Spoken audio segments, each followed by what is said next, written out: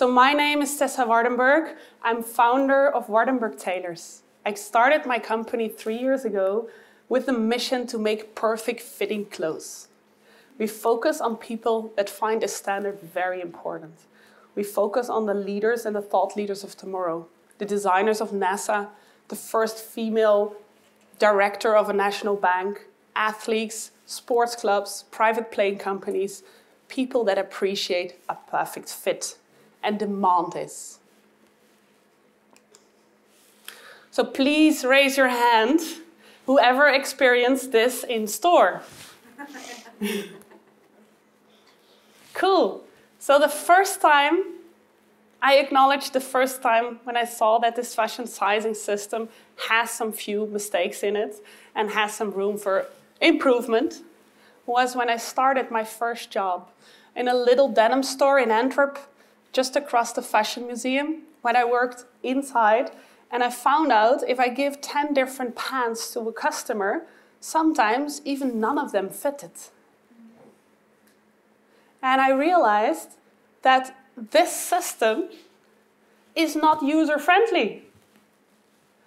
This system that says everything that completely says everything 28, but in reality has maybe a 5% success rate. So eager to sell more, I started to really look at my product because we're calling it all 28. But every product, as we now see, is different. And I'm beginning to look at my consumer. And every consumer has a different body dimensions. So I started my success by really focusing what is my product. Looking at my consumer and trying to find the match. Because as we all know, in store, we only have 3 chances, 3 different paths before that customer gives that product back and goes to the competitors. So if you look at it from an outside, the success rate is only 5%. No other industry would accept such a low success rate. None. But we're still operating in the same way. So looking and diving into this, I made my success from this little denim store that had a turnover of 200K to almost 2 million. I could not explain what I really did because it was my human intelligence, looking at the morphology of that person and mapping exactly the right product that matched that morphology. And then I could sell. It was my success of turnover that made me into a retail manager and expansion manager. I started to do the buying, and I wanted to understand who that customer was so I can buy exactly based on that morphology. I could not explain it why I was such a good salesperson. My fascination for this sizing system and this perfect fit grew. That's why I started my company. When I learned it, how to tailor, I fell in love with making the perfect fit. And there I grew the system. What are we actually doing with our sizes? How come do we accept such a big default business model that only has a success rate of 5%? So let's look at some numbers.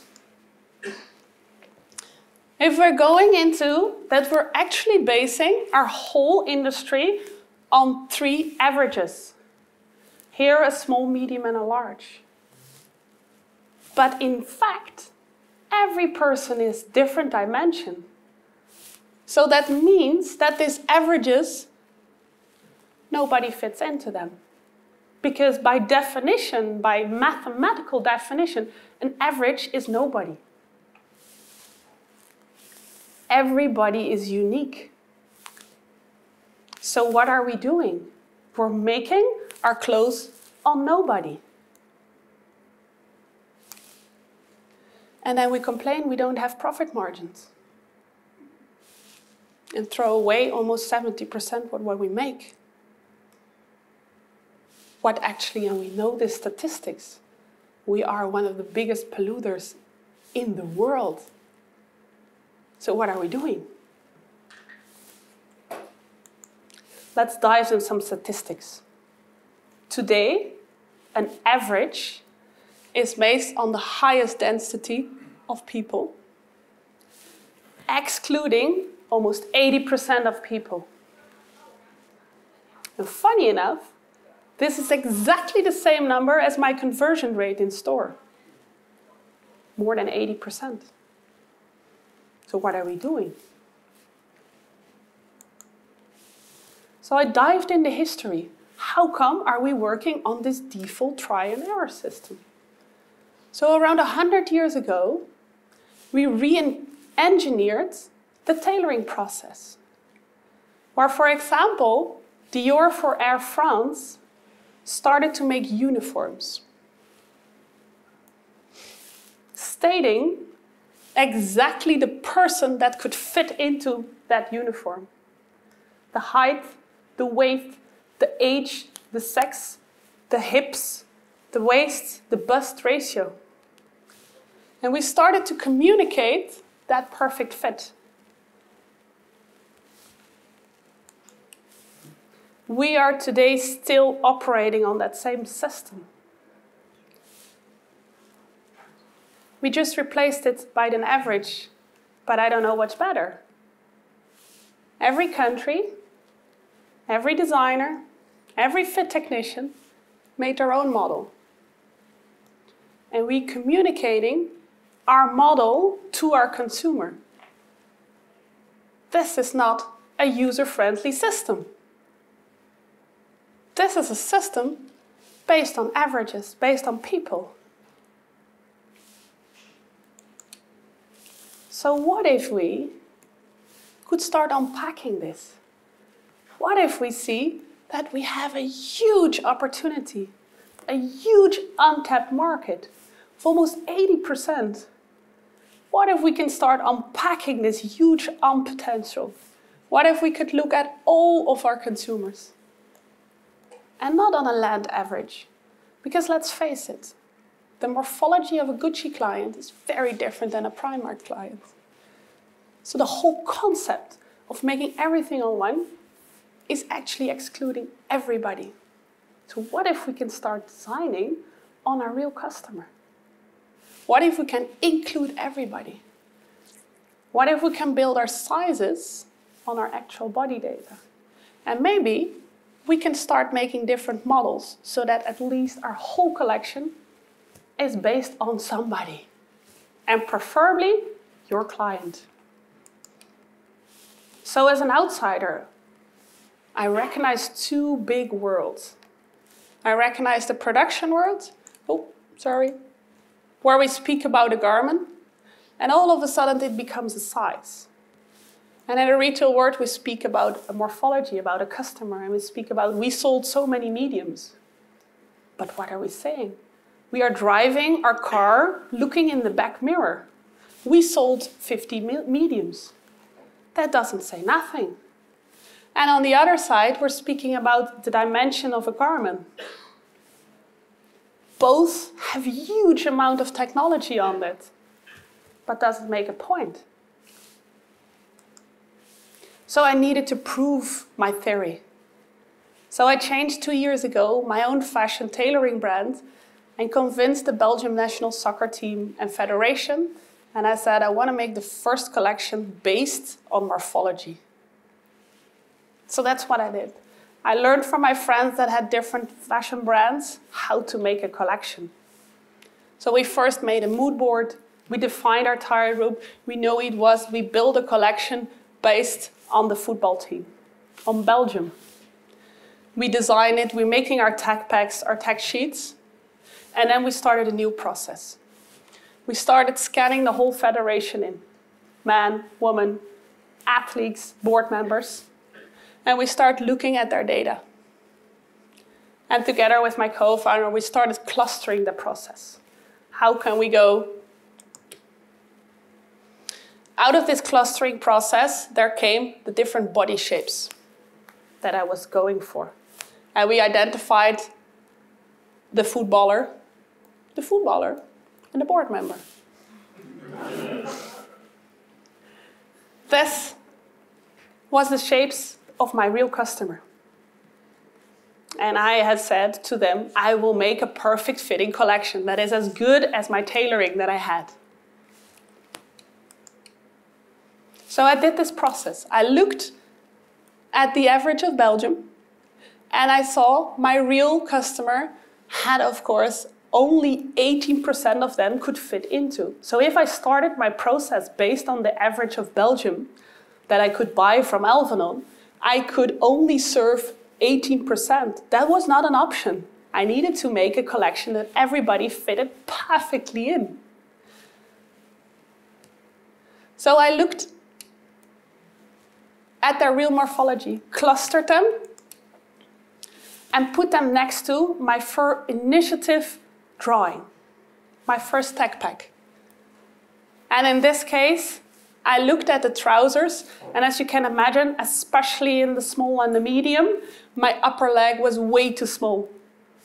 So by looking at their data, the beginning and the medium end, I could make their upper leg 8 centimeters bigger, and I could calculate how long it needed to be. I did this process over the last 2 years with every product that I had made. T-shirts, pants, dresses. And we started also even taking it a step further. Could I make a gender-neutral collection? Could I say men and women? Can we maybe, if we start from measurements, if we start from data, could we then design for both genders? And the answer, yes, we can. Very interesting to see. We did it with the polo when we started from real body data, and we clustered both of them together. What was a really interesting case was when we asked them all, is this fitting good? We starting to see trends. Where we first looked linear, we saw a trend coming. And that's a very good sign if we're talking about AI. We looked at the hip-waist ratio, which is really important in sports because you go different morphologies. I call it positive deformation because they trained very hard for it. But it's reflecting a reality of women and have very different body shapes. The results were astonishing. We could calculate that we can go from an 18% coverage where people could fit in to 89% coverage. Do you know what we're doing here? Do you understand that if you can go from 20% conversion to 86% conversion of your customer that's coming in, wants to buy from you, convinced by the marketing team that they want to buy from you, and then only to be disappointed and crying and walking away, now you can service 60% more. What that means in conversion, in sell-through. By this process, we could then also produce 40% less. Because now we knew our customer. We knew our shape of our customer. So by knowing that shape of that customer, we can alter that fit based on that shape. But that was not the first thing. We could calculate how much we needed for our target group. So we can easily know how much smalls, how much means. You know what 40% means in logistics, in raw material that we use from the earth? And that's ending up again on the same earth? And then it was really cool because of course we could suggest by 95% sure which product was for which person. So what we did, if we're looking at our heat map, we made sure that everybody could fit in. And of course, I know what you guys are thinking, 86%, that's not everybody. It's true. We need to eliminate the outliers. We're still making fashion. We're not bespoke tailors. And hopefully we can eventually go there, but it's not the reality on the moment. But we can identify maybe an outside group, can make a model specially for them or make it longer. And of course, we needed to standardize the new sizes. So how can we make a system? How can we make a new system that's not based on an average where nobody's fitting into. So I identified again these two worlds that today are not speaking.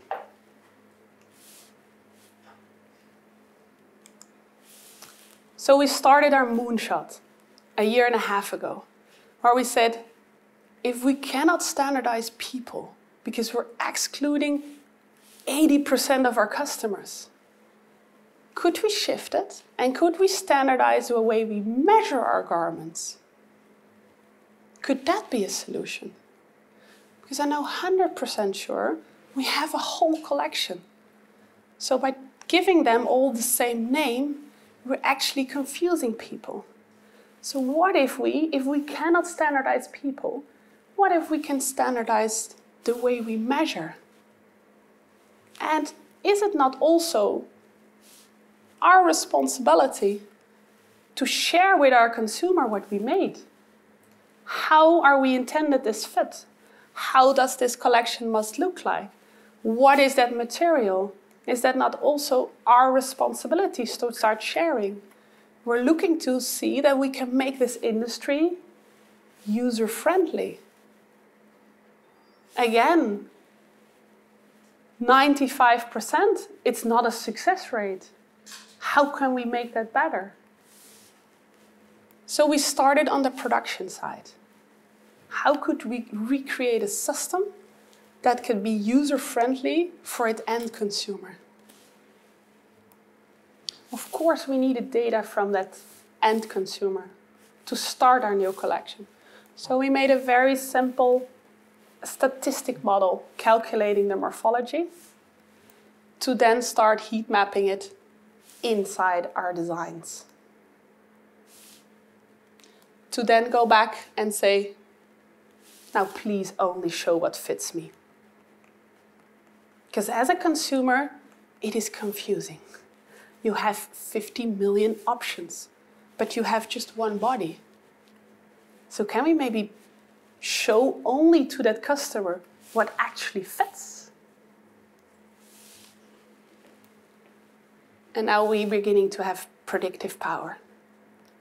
If we start from real data, how much quantity do we need? How does it need to be graded? How it needs to be sized? And as well, imagine just saying your customer, I made a very cool design. This would fit perfect for you. As a tailor, that's my secret sauce. I sell perfect fitting clothes. So what I'm not at is a designer, because you as brands will determine which color, what are you presenting. This is marketing. What we can do for you is make sure that it's sized and fit perfectly to your consumer. So we're not done yet. We're about 70% in our coding process, and we need your help. So at the moment, we are researching with the first brands for a 12-month period to start heat mapping and to see how production data and collecting body data to see how your collection is doing on the moment. This is not yet directly an overtaking. This is just the first step of unpacking your consumer shapes inside your collections. Over the last year and a half, we gathered a team with enthusiastic that know that something needs to change. So we gathered the A team of the industry of technology, AI, to start a new sizing system that is inclusive, diverse, gender neutral, sustainable, and let's make nothing more than what's necessary. Thank you so much for being here, and hopefully we can do something very beautiful together to make very, very good fitting clothes. Thank you so much.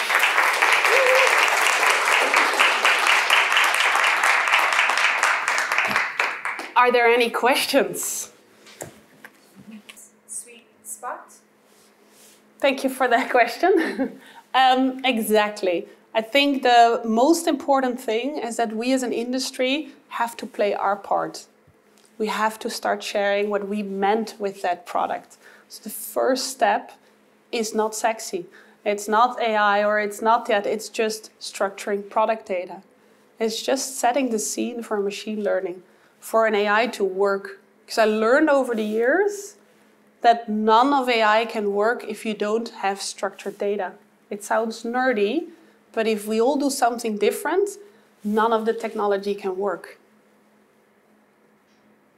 So that's the first layer.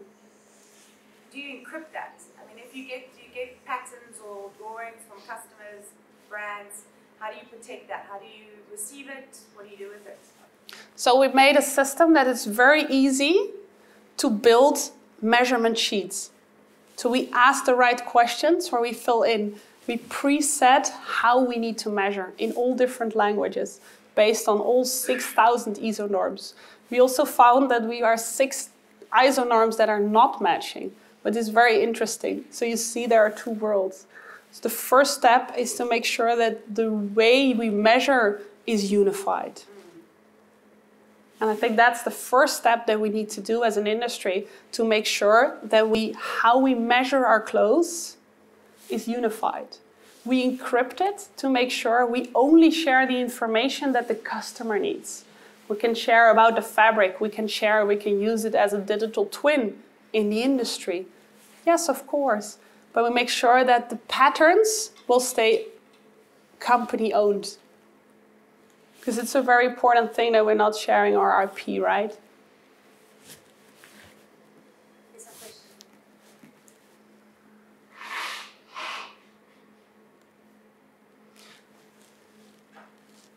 How do you get the size bucket vertically? What do you mean? Who said the question from the size bucket? Ah, cool. No, it just sounds great. Like usually you have a graph with like hips to waist ratios and you have the smaller buckets, right? How do you get them bigger? How do you get them to cover more waist? We go point by point.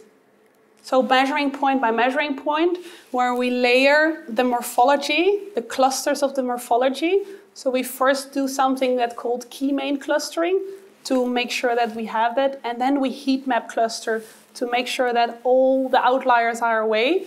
And we make sure that we put them next to each other. So if you make a decision how to make that fit, we know the intended fit.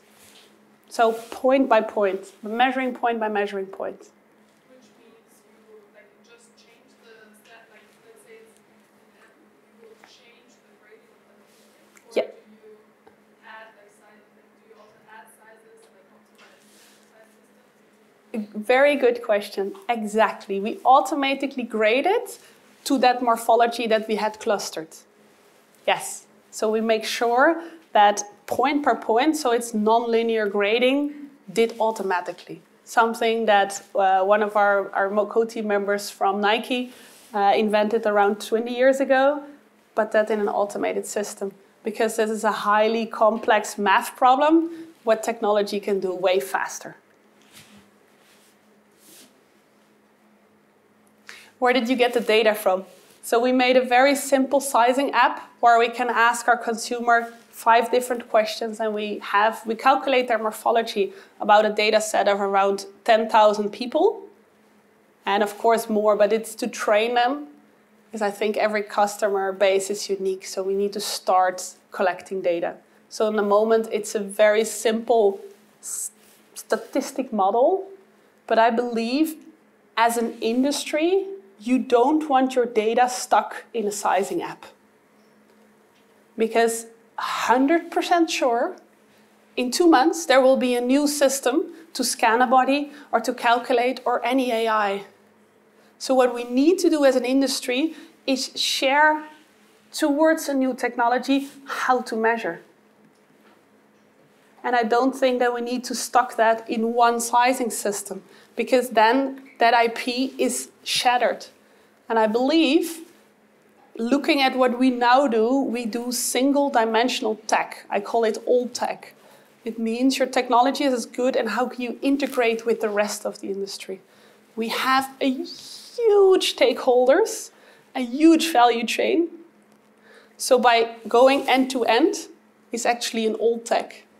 Learned especially from Asia, where they do multi-dimensional technology. So it means you can integrate with different sources of information and start calculating on that. So collaboration is probably the only way how to make this happen.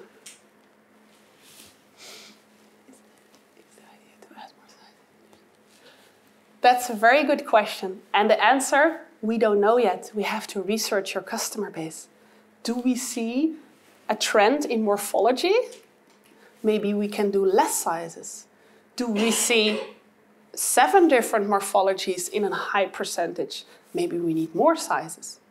But I believe knowing exactly who we target, we could more sizes, but still produce way less because we need exactly how to shape that. And that's the way how we can get a one-on-one relationship with our customer again. So do we need more sizes? Depends on your consumer.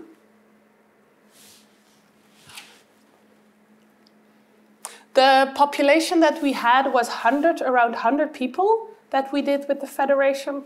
And there was around 65% were male and quite a lot of also females. So that was the test group where I did it.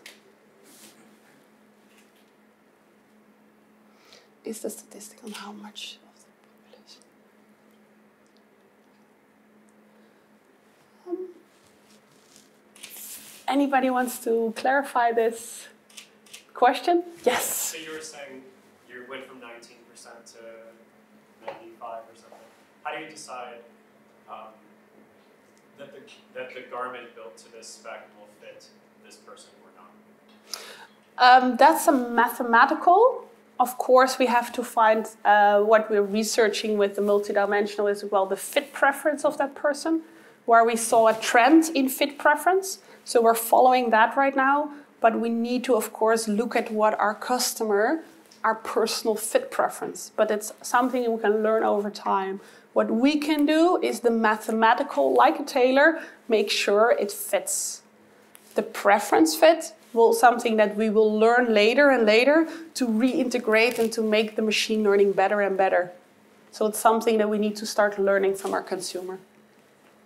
I think it's also quite important, just also speaking to the big brands yesterday, of how you have Europe, you've got Asia, and you've got Africa. And the body types, and even South America, the body types are completely different. But how do we work smarter, going for the 80% and not just the middle 20%? I mean, because it sounds like Africa is also just untapped still.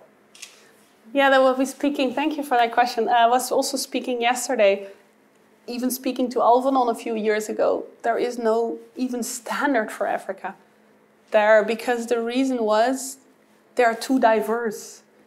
Very interesting, as we know. And in 10 years, we have more Africans on this planet than any other continent. So there is a huge untapped market going into this.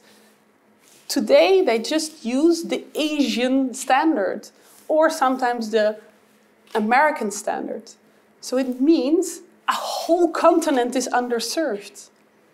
So for anybody that's up for a big underserved continent, please come talk to us. I would love to do some research and dive into the continent of Africa, as they are now everywhere. It's a global world, so there are body shapes everywhere. So instead of trying to standardize that, we need to come up with a better system and make sure that we can make our clothes fit to our consumers. And there we see trends, and that's the way we can start building around our consumer. I wanted to thank you so much for being here again, and hopefully talk to you soon. And please come talk to me if you feel up for this challenge and see how we can get into this huge untapped market of body shapes created a new fit world. Thank you.